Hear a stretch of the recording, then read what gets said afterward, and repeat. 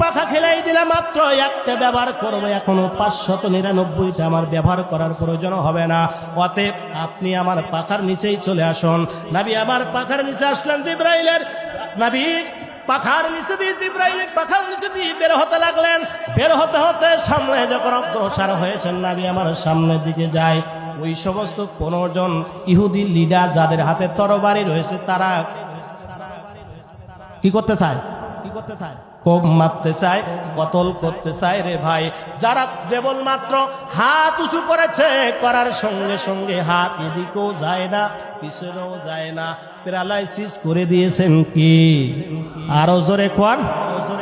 এবার ওরা চিন্তা করে, হায় হায়, কাবিম রাষ্ট্র আমাদেরকে এখানে তরবারি দিয়ে রেখে গেল, যদি মুহাম্মদ বের হয়ে যায় তাহলে কাবিম রাষ্ট্র বড় লিডার, বড় নেতা, আমাদের কল্লে একটারও রাখবে না যে তোদের 15 জনের মধ্যে থেকে মুহাম্মদ একা হাতে তরবারি নাই, কিছু নাই, বের হয়ে গেল কেমনে? তাই এই জন্য তারা যখন এই চিন্তা চেতনা নিয়ে তাদের মধ্যে ভয় ভীতি কাজ করছে, পরে চিন্তা করলে এই হাত মনে হয় কি দেখি, বাম হাতটা দেখি কাজ করে কিনা।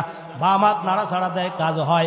এবার বাম হাতে তরবারি নিয়ে যেই বাম হাত দিয়ে টানতে গেছে, সেই বাম হাত আর কাজ করে না, এদিকে যায় না, এদিকে যায় না, বাম হাত একবার খাড়া হয়ে থাকলো। বন্ধুরা আমার, এবার চিন্তা করলো, হলো কি রে, এই দুই হাত যখন যেটাই তরবারি নাই, হাত অবিষ হয়ে যায়, এই ক্ষমতার মালিক কে? আরো জোরে কোন কে? মহান রব্বুল আলামিন তাদের হাতকে প্যারালাইসিস করে দিল। যেখানে দাঁড়াইছিল চিন্তা করলো, তরবারি ফিলিতে পাজা করে ধরে রাখি, যাতে কাবিব না আসবে, আসলে আমরা বলতে পারি দেখো চলে যাচ্ছিল, অস্ত্র কাজ করছিলাম, পাজা করে ধরে রাখছে। কিন্তু ভাইরা আবার তারা যখন এই চিন্তা নিয়ে সামনের দিকে যখন তাদের ডান কদমটা ফেলতে গিয়েছে, সঙ্গে সঙ্গে ডান কদম আর কাজ করে না, প্যারালাইসিস হয়ে গেছে। চিন্তা করে বাম পা দিয়ে দেখি ঢোকা যায় কিনা, সামনে যাওয়া যায় কিনা, বাম পা ওয়াকেজ হয়ে গেল।